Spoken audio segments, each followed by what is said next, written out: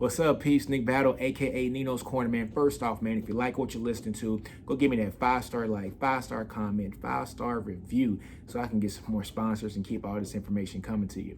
But guys, you guys know I'm a diehard Longhorn fan. I am a grad. I am a proud alumni. I'm a lifetime Longhorn. So I am pulling for my Longhorns to have a great season. And why am I doing that? It's because we probably got the best offensive, coordinator to come and coach this team as our head coach now, and Steve Sarkisian. We're just gonna call him Sark for the rest of this episode.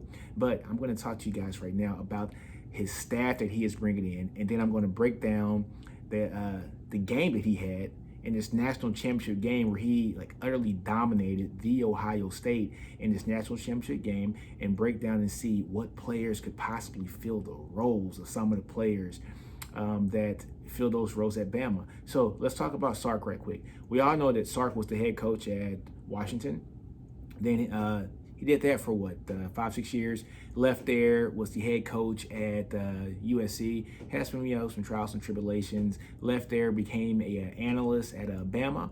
Left there to become an OC for the Falcons, and then came back to be the OC for Bama. And Bama's had their two most explosive offensive seasons in the history of that storied franchise.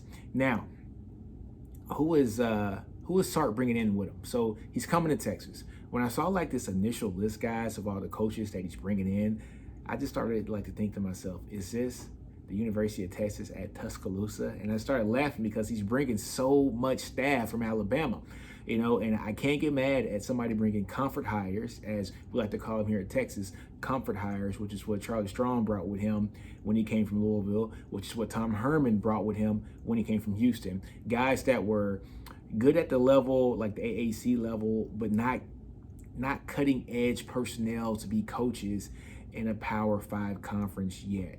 So what does Sark do? Sark is an OC. He's not a head coach anywhere. So when he comes, he wants to bring in the best coaches that he can bring in possible. And he's not just bringing his homeboys in to give them jobs because those are the guys who basically helped make him and help get him this job. No, he was an OC. He got this job honestly, gets the job, and he starts to bring in talent. So who does he bring in? Well, first off, he brings in his right-hand man, his guy, AJ Milwee, who is going to be the QB coach. So he's probably going to be the eyes in the sky for him. He'll be in the press box and things of that nature. Well, not the press box, but the coaching box, and Sark will be, actually calling the plays on the field. AJ will probably be in the booth and just looking at the field and basically saying, hey, this is the coverage that's going to happen, yada, yada, yada. All right, that's a good hire, right? That's his right-hand man. In Sark, I trust when it comes to that. But the one that got me, guys, Cal Flood. Cal Flood is the offensive line coach at Alabama, right? And once I figured out that he was going to be the O-line coach here at Texas, I started to go back and look at some film and just the footwork techniques that he has his linemen go through. Very thorough guy, and you guys have seen these Alabama offensive linemen, pretty much the whole time that Saban's been there, 13, 14 years or so. But Cal Flood has only been there for a couple years, and that line has been very, very good. Prior to this, he was also the O-line coach for the Falcons, and Sark actually brought Flood to Alabama with him, and that's how we get Flood at Bama. Sark takes a job at Texas, and he brings this guy with him. That's how Texas gets Flood as their O-line coach. Now, the thing I love about this is the continuity purposes of this, right? So you have a guy in Flood who is going to know all the pregame snaps, going to know all the plays that are in the offense. He's going to know which way that the linemen should be lined up when it comes to running X play, because he knows every position, everybody's role on that offensive side of the ball. Usually when a coach comes in and they bring in somebody new, they might go get the best and the brightest as an offensive line coach and things of that nature, but they don't have any continuity with him because the guys never work together. This is not the case. Flood has been with Sark for the past 4 or 5 years, so he understands him. He knows the system in and out. This is an A+ hire for Texas, getting Flood to come over with Sark, because not only is he a great coach, but he's an A+ recruiter. And that's what Texas needs, especially on that offensive line. Who else does Sark bring with him? Well, he actually kept Stan Drayton as the running backs coach, who was from the previous staff. which I'm totally fine with. Stan Drayton has coached the likes of, Zeke. He's coached the likes of Jordan Howard, for the Bears, who basically brought him, from being like a low round pick to being, I think, the rookie of the year that year for the Bears. He's doing a great job at coaching Bijan Robinson. He's getting the best out of his players. And I absolutely love that, especially when the players are talented. He's really starting to get the best out of them because he knows how to mold, backs. He knows how to mold tailbacks into winning tailbacks. And a lot of the recruits really, really love him. Bijan Robinson pretty much, came to Texas, because Texas, for one, is a good school, but Stan Drayton was the guy who was, very spiritual guy, a guy who's, like really into his faith. And I think Bijan was on the same page with that. So that's how you get guys like that, because they have a good trust and a good bond with their position coach. And Stan Drayton is one of the best coaches when it comes to running backs in the nation, whether it's the pro or whether it is in college. All right. Who else does Sark keep from the old, staff? Andre Coleman, who was the wide receiver coach last year. Now, the only knock on Andre Coleman is, he's not, seen as one of these ace guys when it comes to actually getting guys to come here on campus, getting them to actually nail down and say, I am coming to Texas. He's not that guy, right? But I can't really judge him, in that light, because he only had 1 year at Texas, and it was in Tom Herman's hot seat year, but he came highly, highly praised from Kansas State. And it seems like every player that he coaches loves him to death. And so when Tom Herman got fired, a bunch of players went on Instagram, they went on Twitter and said, please keep Coach Coleman.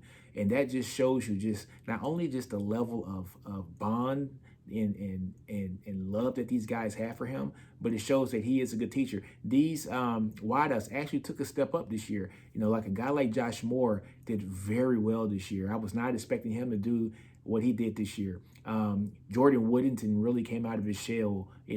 Jake Smith could have got some more touches, but these guys really stepped up this year and came out of their shell when it came to the wide receiver position. But a lot of it's not his fault on why some of these guys didn't progress as what we thought. Tom Herman and the offensive coordinator, Yurchik, they basically love to rotate a bunch of players. That's not something that you're going to see, from Sark. Sark plays his players, and it's going to be very evident when I give you all the stats from the national championship game, just to show you how few people got touches, because he understands that when you got guys that can ball, you leave them in there, you let them get the touches, you let them do their thing, and eat, baby, eat. Who else does he hire? We talked about Stan Drayton. We talked about Andre Coleman. We talked about AJ Milwee. We talked about Kyle Flood. There's rumors that there's possibly Alabama's wide receiver coach, Harmon Wiggins, may be joining the staff too, but let's not jump the gun on that one yet. Let's talk about the tight end coach. This was the big dog recruit. This is the big dog coach that Sark brought to Texas, and that's Jeff Banks. Jeff Banks comes in as the tight end coach and the special teams coordinator from Alabama. Why is this important? He's like, guys, he's just a tight end coach. He's just a tight end coach. No, not that he's just a tight end coach. Jeff Banks is one of the best recruiters in the nation. You talk about a rainmaker when it comes to recruiting, it's Jeff Banks. Go look at the list of guys he was the lead recruiter for Alabama. It's long, and there are a bunch of 5 stars and a bunch of high 4 stars.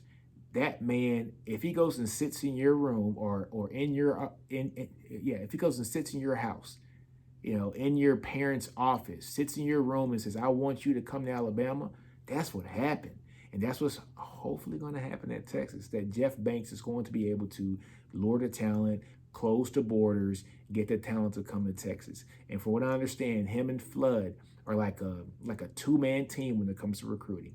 These guys know how to recruit. They really do. And as you can see, it's pretty evident when it comes down to the recruits that Alabama was getting.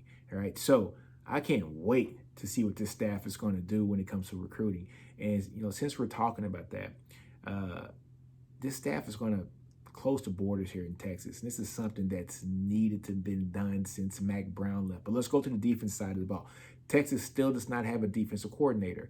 There have been a couple names thrown out there. I think, Zach Arnett? He's from Mississippi State. Runs a 3.35, which is not a real true 3.35. He's very multiple. Runs a 3.35 where, there's 3 linemen, 3 linebackers, 5 DBs. But he does hang either a defensive end or an outside linebacker a lot of times over the outside of the right tackle, which basically means he's running a 4-3, guys, or actually a 4-2-5 is really what he's running.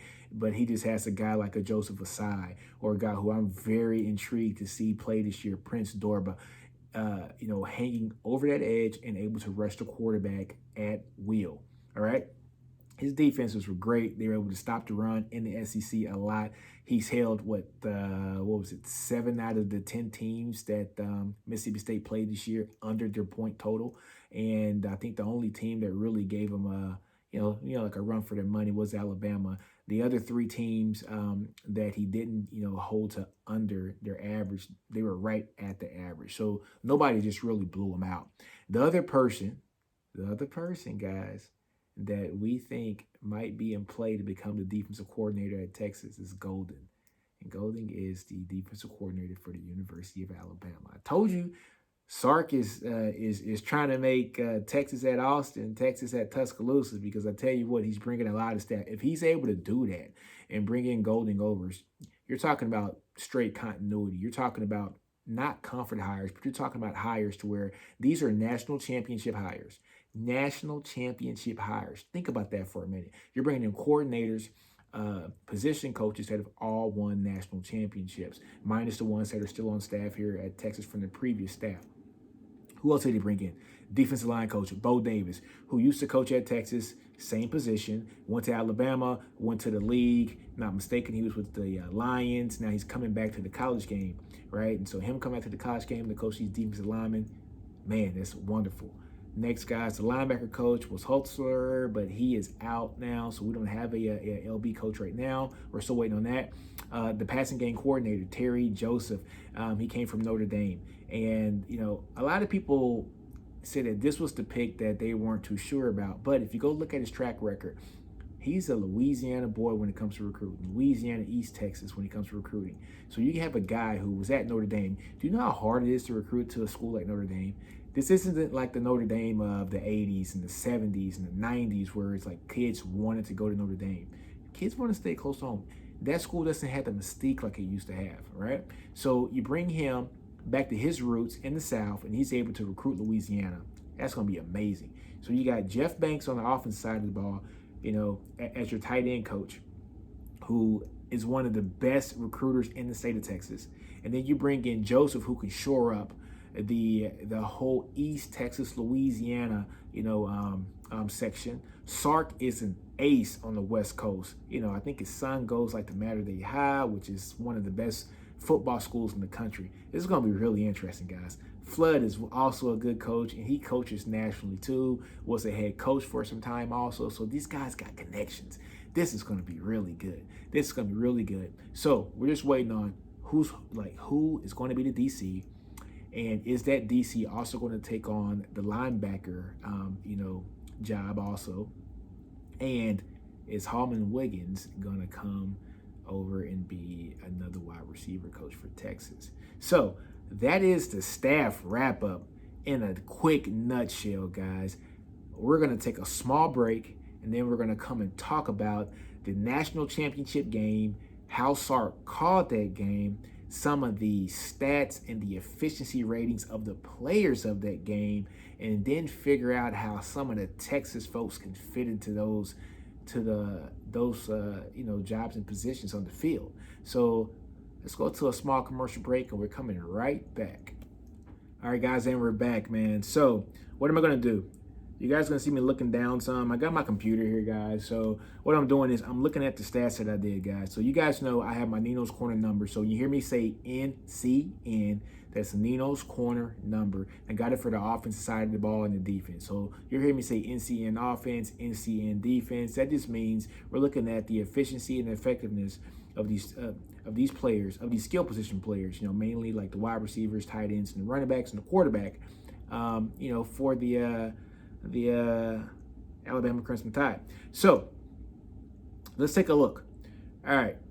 When it comes to the offensive side of the ball, All right. So the NCN offense for a team, the average NCN offense for a college football team is 40 points. Right. The higher the better. Right. 40 points is the average. What did Alabama do this game? 77 points, guys. 77.2 points to be exact. This offense was efficient, very effective. This was one of the best shows you could see an offense, run, just in the college game. I mean, it was just strictly amazing.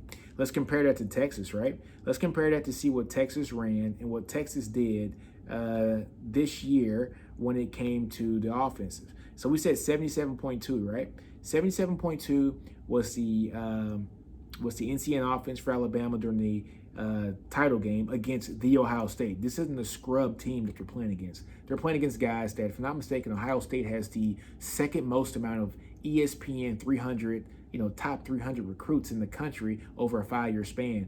I think Alabama was top with like 94, 98. I think Ohio State had like 80 something. So these are probably the two most talented teams on paper in the country. They recruit well. They have good players. Like I said, guys, they're always in the discussion to play for championships for that reason. They got the Jimmys and Joes, and they got the coaches. They have the X's and the O's. So let's look at 77.2 was the NCN offense for Alabama against the Ohio State. Texas only had two games this whole year in which they were above 77 points. One was against UTEP, missed me with that. The other one was against Kansas State, which was a very depleted Kansas State team. I think Texas won 69-30 something or whatever. So Texas won that game pretty handily, but it's Kansas State. You're supposed to do it to Kansas State. Just put that in contrast, all right? Teams that, let's say, are comparable to an Ohio State or like an Oklahoma or an Iowa State. The Texas NCN offense against Oklahoma was 40.8 points. 40.8. Iowa State, against Iowa State, they were, 44.2. Much less than what Alabama was able to do against Ohio State at 77.2, right? So let's just take a look at why was the Alabama offense so efficient. They were so effective and efficient because they're a very balanced offense. Actually, they leaned more towards passing. They were 60-40 when it came to passing and running. They were very successful, like running the ball and passing the ball. Their success rate for running the ball was 16 out of 32 plays, meaning that they were successful 50% of the time they ran the ball. And what I mean by successful is on first down, you're getting at least half the yardage to get another first down. On second down, I think it's 70% of that yardage. And on third down, you're getting all of the yardage, right? You're getting all of the yardage to get a first down or getting a touchdown, right? And on fourth down, you're getting all of the yardage, so you get another first down, right? So there's an opportunity to be successful on first and second down, not be successful on third down, but be successful on fourth down. And actually, Alabama did that once this game. Like for the passing game, guys, let's see, Alabama passed the ball around 60% of the time, and they were successful 66% of the time. So that's pretty amazing, guys, to where you can have the opportunity to be successful nearly 2/3 of the time anytime you throw the ball, which is great number. Now let's look at the explosive plays, right? So Bill Walsh, like once said, legendary coach, Bill Walsh said that the team who has at least one more explosive play, like wins the game 87, 90% of the time, something like that. However, Alabama had 11 explosive plays, guys. Ohio State had 8. Okay, Alabama had all their explosive plays. They had 8 of their 11 explosive plays in the first half alone. That's when Devontae Smith just went off. And we're going to talk about Devontae Smith for a minute, but he went off.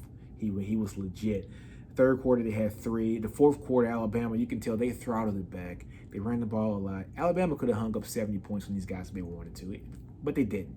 But like Coach Sark said, all gas, no brakes. That's what he did. He put the foot in the throat early and made sure that, his opponent couldn't breathe, and they basically killed him.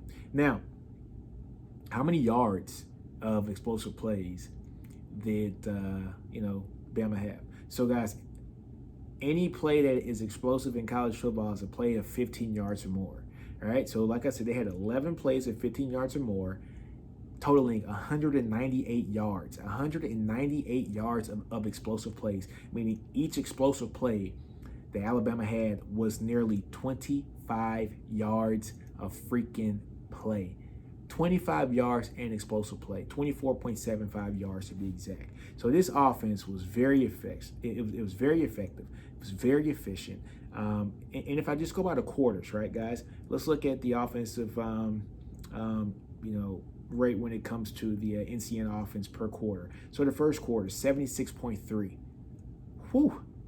Second quarter, 89-point NCN offense in the second quarter. Third quarter, 68.3. Fourth quarter, 67.5.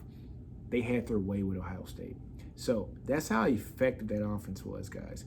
So let's take a look.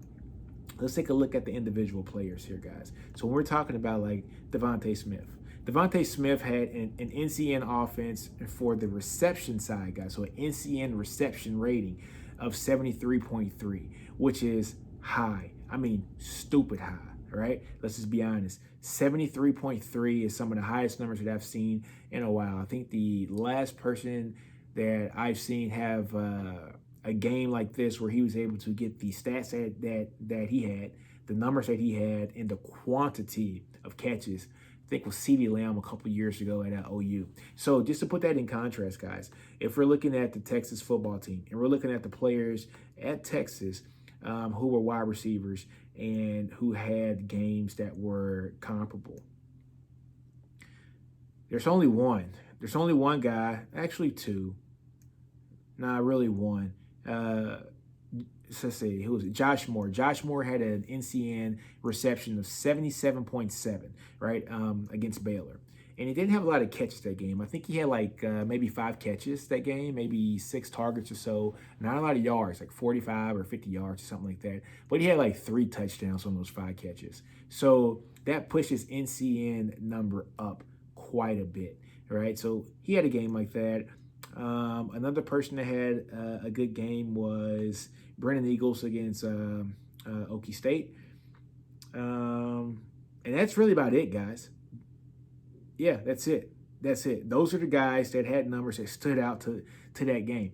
And nothing against Baylor, nothing against Oklahoma State, but they're not Ohio State. Okay, so Smith was able to do this against the Ohio State. That is very, very great numbers for a player to do that against a team like Ohio State, who, like I said, has an offense that can stay on the field, but they didn't because Alabama's defense really did some damage for them too. But let's just talk about Smith's numbers again, guys. 15 targets, 12 receptions, so he had an 80% catch percentage, 215 yards. He had 11 first downs. So out of his 12 catches, 11 were first downs. He had 3 touchdowns, guys. 5 of his 11 catches were explosive plays, so nearly half of his catches were over 15 yards. His explosive play per reception was 41.7%. And every catch that he had was a successful catch, meaning that it met the criteria of, like I said before, guys, first downs, getting at least half the distance on the first down. Second down, getting at least 70% of the yardage from the second down. Third down, getting all the yardage needed for a first down, and on fourth down, getting all the getting all of the yardage needed for first down also. So every catch that he had was a successful play. So he had 100% successful play per reception, 73.3 NCN reception. You can't beat that, guys. I mean, yeah, you can't. I guess you could, but you can't. Excuse me, guys. So let's look at Najee Harris. Najee Harris, running back. Man, Texas has a guy who I think can be just as good or if not better than Najee Harris, and that guy is Bijan Robinson. But we'll talk about Bijan Robinson here in a minute. But Najee Harris, guys, on the reception side of the house, 8 targets, 7 receptions. All right. 5 first downs on those 7 receptions, which is great for a running back. Coach Sark basically said that the running back is the most underutilized player when it comes to receiving the ball. usually the most unguarded player. They're usually the most open player. So he feeds the ball to his running backs, and he's going to have a great time giving that ball to Bijan Robinson out of the backfield catching, because he is a great receiver out of the backfield. But stick to Najee Harris. 8 targets, 7 receptions, 5 first downs, guys, 1 touchdown. That touchdown he had was amazing, wasn't it? How many explosive plays? 1 explosive play, and he was successful on 5 out of the 7 catches that he had. He was successful. His NCN reception rating, guys, was 57.1 points, which is, hey, 17.1 points greater than the NCAA average. That's something that Sark's going to use a lot with Bijan. Now, when I go and look at this, guys, so in this game, 1, 2, 3, 4, 5, 6, 7. I got 7 players that caught balls for Alabama, all right? A lot different than what we're used to at Texas. The receiver rotation was like utterly ridiculous at Texas, where a guy would get in rhythm and he would be out for 2 or 3 drives after that, which made absolutely no sense. What I like about what Sark is doing is if a guy's hot, he's going to keep him in the game and just let him do his thing, because you let your players play. You let them play. You let them win the game for you. You just call the plays where if they can win, you let them win the game for you. So that's on the receiving side of the house. And also, guys, man, way to go for Jalen Waddle. Jalen Waddle had a 51.3 NCN offense, 3 targets, 3 receptions, guys, 2 first downs. I was just happy to see him. Basically, he hobbled out there. He had 1 explosive play. I think the play was 17 yards or so. I did not want to see him out there playing, but he gave it a go, and he was able to actually, help his team win the game. Now, if we go down, guys, to the Russian side of the ball, which is really what I'm intrigued about, and this is why I think, like Najee Harris did a good job, and so did Robinson Jr. Both of those guys are 5-star guys, and Mac Jones actually ran the ball pretty well too for his 2 carries. But Najee Harris had a 58.35, 58.4 basically NCN rushing game, and his backup, which is Robinson Jr., had a 49.4.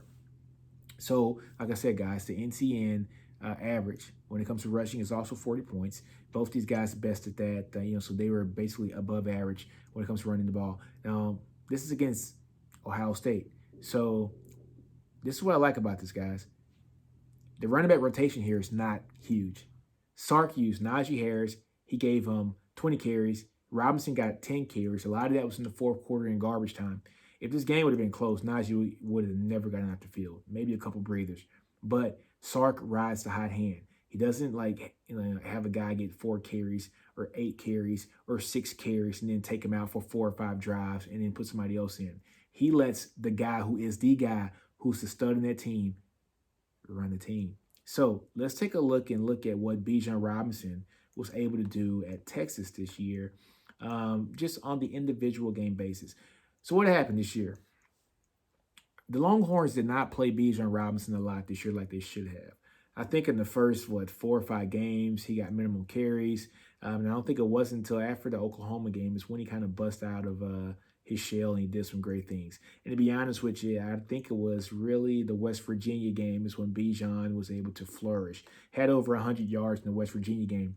He had an NCN rushing number of 60.18. Iowa State kind of bottled him up. He got a bunch of carries against Iowa State. Iowa State did their thing against him. He's down to 30.47. Now against Kansas State. Now, keep in mind, it is Kansas State. Kansas State is not, Ohio State or Bama. But it is what it is. Bijan had a 206.02 NCN rushing. I mean, I've never seen nothing like that. I think the kid almost averaged, 15, 16 yards a carry that game. It was ridiculous. Then against Colorado in the bowl game, he had an NCN of 139.6. And, that basically, made him the MVP, the offensive MVP of the bowl game at the Alamo Bowl. So his season total, what was Bijan's season total, guys? 80.74. And that's with him being underutilized for the first 4 or 5 games, okay? So he was underutilized, had an 80.74 NCN rushing total, which is amazing. So I think Sark's going to have a great time with Bijan. I think Bijan is going to be somebody who we're going to look at and say, his sophomore campaign was an All-American campaign, first team All Big 12, like campaign, and maybe, well, I won't say that yet. Heisman trophies are, I wouldn't say winning a Heisman Trophy, but the opportunity to be in the conversation, to be on that stage, be a top 5 guy when it comes to getting the Heisman. What were Bijan's stats? Bijan, like I said, guys, didn't really get to play until like the 5th or 6th game of the year. Bijan actually led the team in rushing, 86 rushes, 696 yards, guys, for 8.1 yards a carry. 22 first downs, so he averaged a first down every 4 carries. 4 touchdowns when it came to rushing, 13 explosive plays, successful plays out of the 86 attempts. 34 of those attempts were successful plays. So he had a 40%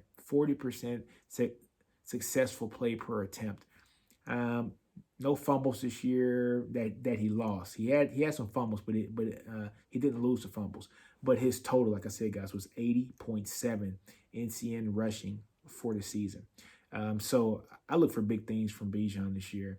Let's take a look at Bijan when it comes to actually receiving the ball. Like I said, guys, I know you guys see me bending my head down, but that's because I'm looking at the stats here on my computer.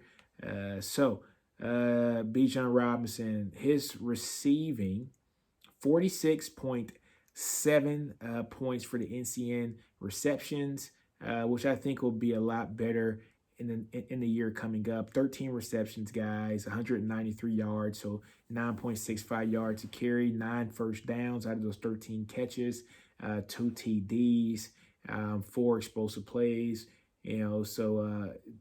10 out of his 13 plays were successful, so he had a 77% success rate when it comes to receiving the ball. So I know I talked a lot, guys, today, but I just wanted to give you guys a little, insight into what I think is going to happen here at Texas with Steve Sarkisian as the head coach heading this team. Just want to talk to you guys about the coaching carousel, basically, with him bringing in a bunch of assistants from Alabama. And I got a feeling that this team's going to do some great things this upcoming year in 2021. And I'm just excited. I haven't been this excited about a football season in a while, man. So, hey, I always end my episodes, guys. I always tell you guys to do you. You guys see it on the shirt. So don't be afraid to fail, guys. Outgrow your environment. Understand your brilliance. So on that note, man, thank you for listening to this episode. More to follow, more to come. But do you. Love you guys. Hook 'em horns. I'm out.